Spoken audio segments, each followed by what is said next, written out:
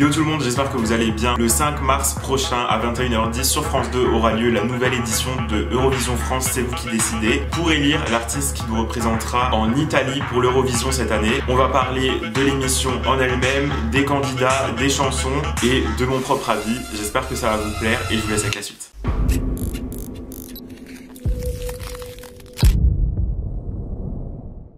L'Eurovision cette année, ça a lieu à Turin en Italie puisque c'est Måneskin qui a gagné l'année dernière. Je vous rappelle du coup que la France était arrivée deuxième avec Barbara Pravi. Une vidéo des candidats de l'année dernière est disponible sur la chaîne si jamais vous voulez aller voir. Alors Eurovision France, c'est pour décider entre plusieurs candidats qui va représenter cette année la France à l'Eurovision. Donc c'est une émission qui sera présentée de nouveau par Stéphane Bern et Laurence Boccolini. Ça aura lieu le samedi 5 mars sur France 2 et il y a 12 chansons en compétition qui vont s'affronter. Donc il y a 10 artistes solo, un duo et un quatuor. Alors cette année ça a explosé puisque le nombre de candidatures pour participer ne serait-ce qu'à Eurovision France a été multiplié par plus de 3 avec presque, il me semble, 3000 candidatures, donc c'est juste ouf l'impact que ça a eu l'année dernière. Donc ça c'est vraiment cool parce que ça donne, je pense que ça a donné une nouvelle vision de l'Eurovision et ça a beaucoup de zions.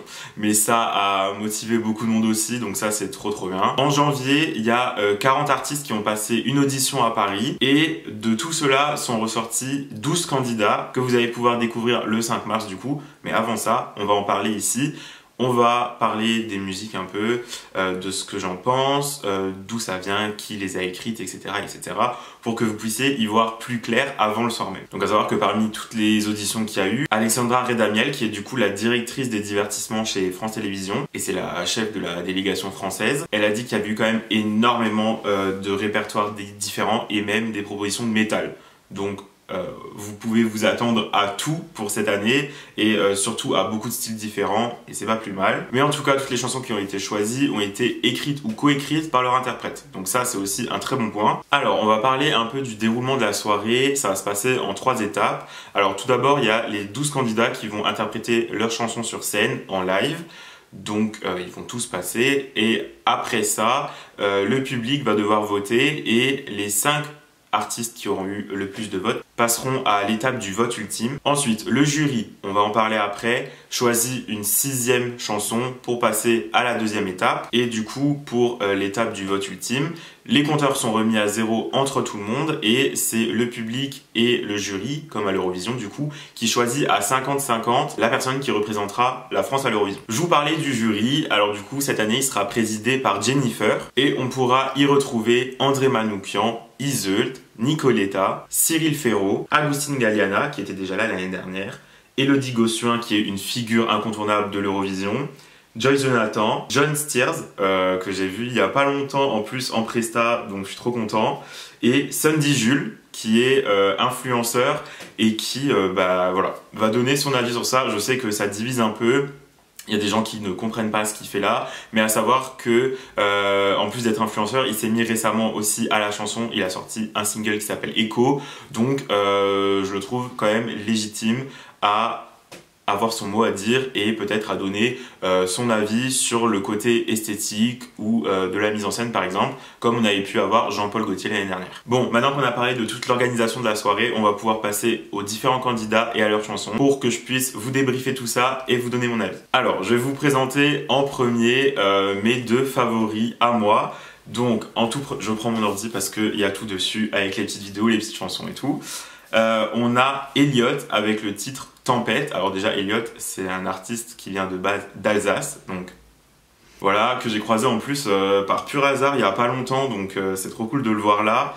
À savoir que moi du coup Elliot, quand je rentrais du collège, il me divertissait de ouf puisqu'il faisait partie de la chaîne YouTube Cover Garden que je pense pas mal de gens de ma génération ont suivi sur YouTube s'ils étaient à peu près branchés musique à l'époque. Mais voilà, il a 24 ans, il a aussi fait The Voice, il a appris le piano, le chant lyrique et du coup il se présente avec la chanson Tempête, que déjà moi je saigne absolument tout le temps depuis qu'elle est sortie là il y a quelques jours. Et du coup c'est une balade mais que je trouve quand même hyper puissante et hyper prenante. Donc je vais vous mettre un petit extrait pour que vous puissiez vous faire votre avis. Mais je pense que ça peut être vraiment... Alors j'imagine déjà la scénographie qui pourrait être incroyable. En plus avec le thème de la tempête ça pourrait être dingue. Mais voilà, Elliott avec le titre Tempête, c'est clairement mon numéro 1. Dans ma vie, j'ai subi. Aujourd'hui, je menace et je me lance à l'abordage. Je vois loin dans la tempête, loin dans la tempête. Ensuite, on va parler du duo SOA que je suivais aussi déjà avant leur participation à l'Eurovision et qui sont beaucoup trop cool, assez jeunes, donc du coup ça apporte un vent de fraîcheur, de bonne humeur, de jeunesse tout simplement, qui pourrait faire énormément de bien au concours je pense. Et ça fait longtemps qu'on n'a pas eu des gens aussi jeunes, donc il serait vraiment trop cool pour représenter la France à l'Eurovision cette année. Alors du coup, le duo est composé de Ludi, SOA et Nathan. Ils sont frères et sœurs, ils viennent de Toulouse et ils ont grandi à Madagascar. Alors c'est moitié pop, moitié rap, du coup ils sont en maison de disques et ils avaient fait The Voice 9, du coup leur coach il est toujours encore derrière. Et ouais, c'est la maison de disques de Oshi, il me semble, Claudio Capeo, etc. Alors la chanson elle est hyper entraînante et elle est hyper apte à passer en radio. Du coup voilà, elle est vraiment, franchement, je sais même pas comment dire, mais elle est... En plus elle passe un beau message sur la recherche de sa place, etc. Donc franchement, je pense qu'ils peuvent aussi avoir beaucoup de potentiel. Puis en plus le duo marche hyper bien, donc c'est tout bête. Si tu te sens exclu du monde, t'inquiète pas, la terre est ronde. Ça n'arrive qu'à moi et je saigne à l'intérieur. J'ai peur, j'ai mal, je doute, je tremble. I'm the only one who hears alone. Si tu sens exclu du monde, t'inquiète pas, la terre est ronde. Tu arriveras à trouver ta place et même le moyen de laisser ta trace. Bref, j'adore. Ensuite, on a Joanne, de son vrai prénom, Johanna Serrano, qui se présente avec la chanson Madame. La folie me guette, je sens tout mon être qui sombre.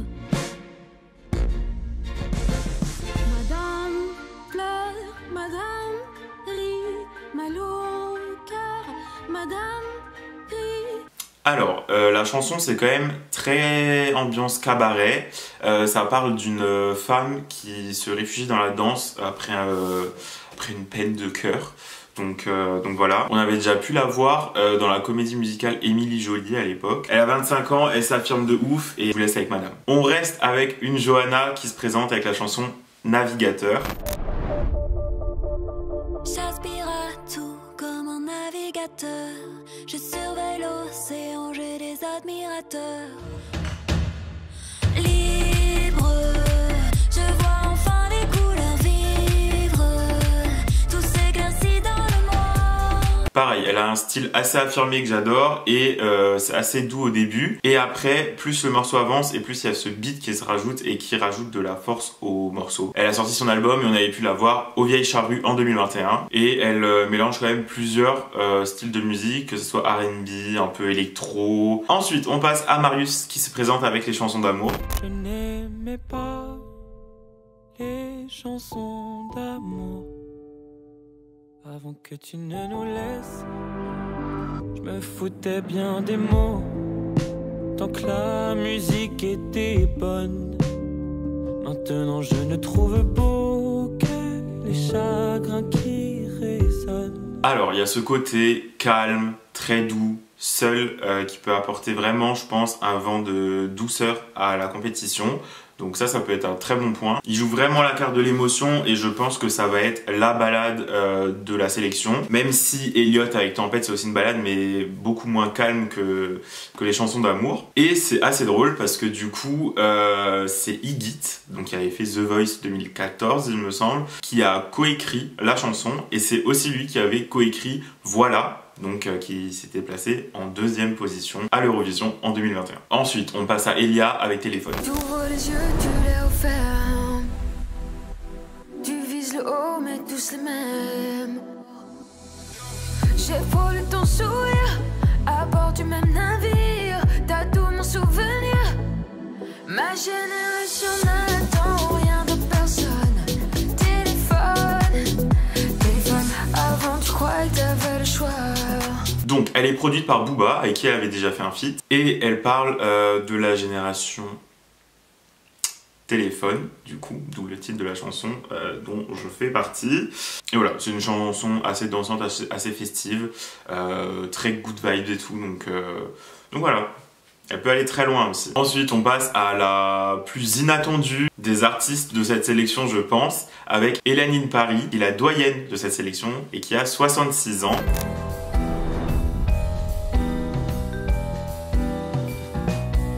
Me voilà de retour après toutes ces années qui ne me quittent pas. C'est une histoire d'amour entre nous, Paris mon éternel rendez-vous. Et elle se présente du coup avec la chanson Paris mon amour. Alors pour le coup, plus français, c'est pas possible. Je m'explique. Il y a le côté assez jazz, assez salon de thé parisien un peu. Ça parle de love, ça parle de Paris. Très français pour l'Eurovision. Les étrangers et les autres pays adorent ça. Franchement, elle a toutes ses chances. Alors, très français, mais du coup, Hélène, elle a beaucoup voyagé. Elle vient de base de Casablanca au Maroc et elle a travaillé en tant que décoratrice d'intérieur aux États-Unis avant de revenir s'installer à Paris et du coup de se lancer dans la chanson. Elle s'est mise à la musique pendant le premier confinement. C'est comme ça qu'elle se retrouve aujourd'hui à Eurovision France. Ensuite, on passe à un quatuor on ne peut plus étonnant aussi, Alvan et Aez, alors je sais pas si je prononce correctement, mais qui se présente avec le titre Fulen. C'est du breton. Alors autant Yann c'est breton aussi, mais je suis pas breton pour un sou, donc veuillez m'excuser s'il y a des bretons qui regardent par ici. Alors d'après mes recherches, ça voudrait dire étincelle ou jeune fille. Alors du coup, c'est l'artiste Alvan qui fait de base plutôt de l'électro, qui a collaboré avec le groupe Aez. Donc du coup, c'est entre guillemets de base deux artistes différents qui ont collaboré ensemble pour l'Eurovision. Et Aez, c'est 3 chanteuses traditionnelles bretonnes du coup. Alors sur la vidéo, il y en a que 2, je sais pas pourquoi, il y a peut-être eu un petit souci, mais logiquement, il devrait être 4 sur 7.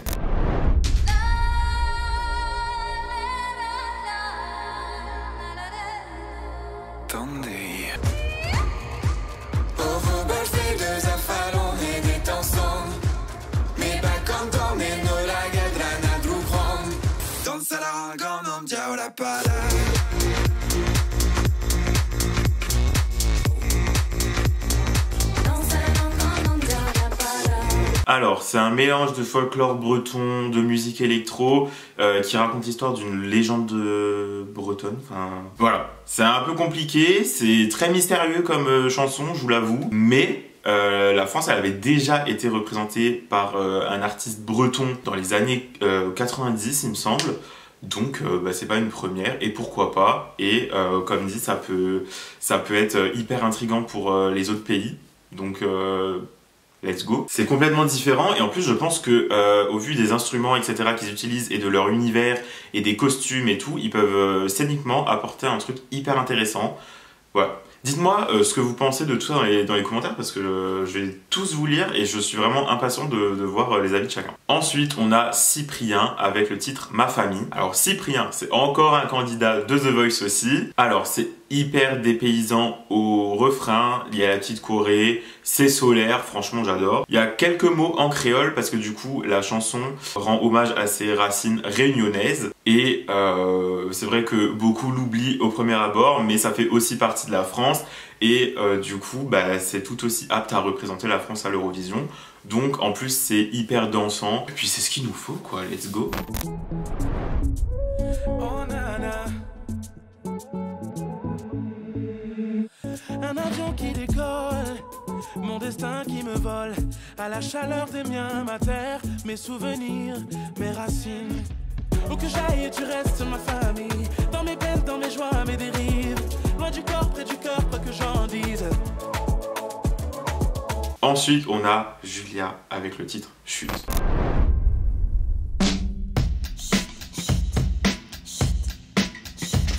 J'ai la main dans mes cheveux. Je les sens sur moi, de haut en bas. Je suis pas une baby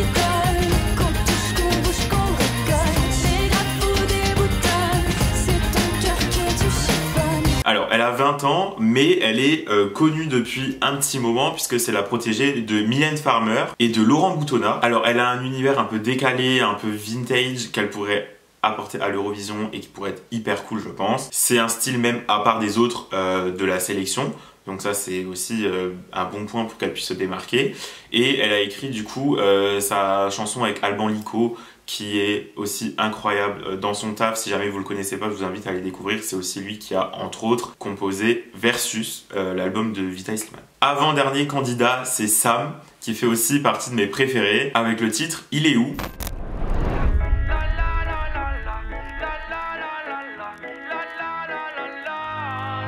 Je dois vous avouer, je me questionne. Alors qu'est-ce qu'on attend pour être heureux? S'aimer bien, s'aimer mieux, s'émerveiller de peu. Je préfère pas prendre la vie au sérieux. Il est où ce sourire que tu as, les enfants? Alors il a déjà sorti son EP, il a fait plusieurs premières parties d'artistes et, alors vous savez à quel point j'adore Amir, il a un mini point commun avec Amir qui a aussi représenté la France à l'Eurovision il y a quelques années, mais il a fait une formation de dentiste. Voilà, c'était le fun fact de cette vidéo. Et voilà, ça parle de sourire, d'enfance. Et puis voilà, bon, franchement j'adore, sérieux les gars, il y a que des bonnes chansons cette année, c'est ouf. C'est vraiment une ode à la joie, au bonheur, qui fait du bien et c'est absolument ce dont on a besoin. Il a le smile en plus et tout. Nickel. Et du coup, la dernière candidate, c'est Pauline Shine avec le titre Nuit Pauline.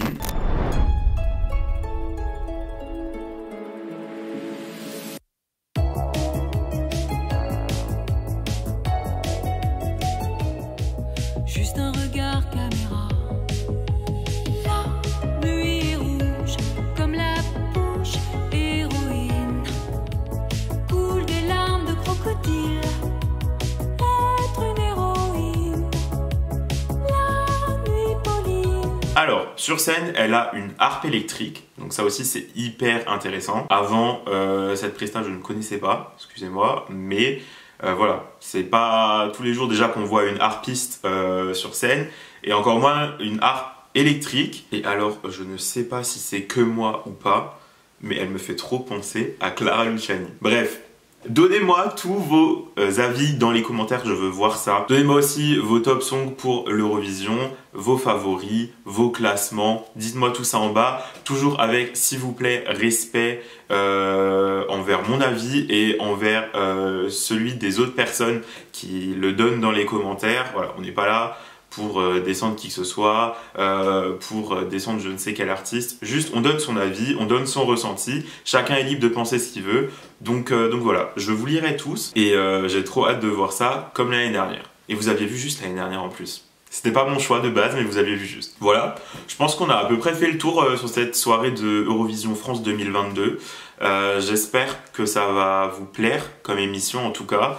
Il y a beaucoup de beaux talents que même vous pouvez découvrir en dehors des chansons qu'ils ont présentées pour l'Eurovision, pour ceux qui en ont déjà. Ça vaut vraiment le détour. Et puis voilà, on se retrouve le 5 mars du coup. Vous pouvez me suivre sur Instagram si jamais vous voulez voir un peu mes réactions, etc. à chaud sur le gagnant du coup, de celui qui nous représentera à l'Eurovision en 2022 à Turin. En tout cas, moi je vous dis à très bientôt pour des prochaines vidéos. Prenez soin de vous. Salut.